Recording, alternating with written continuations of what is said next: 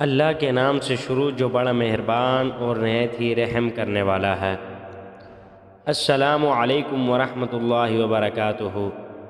یقیناً تمام دوست خیر و عافیت سے ہوں گے۔ اللہ تعالیٰ سے دعا ہے کہ اللہ تعالیٰ تمام دوستوں کو خیر و عافیت سے رکھے۔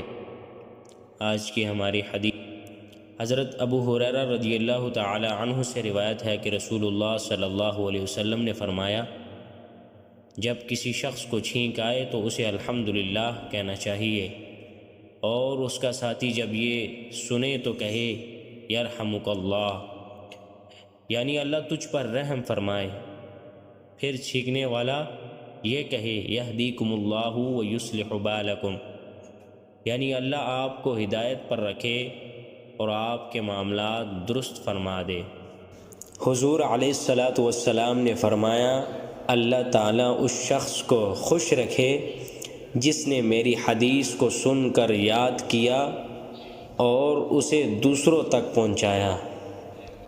اللہ تعالیٰ سے دعا ہے کہ اللہ تعالیٰ ہمیں ان احادیث پر عمل کرنے کی توفیق عطا فرمائے۔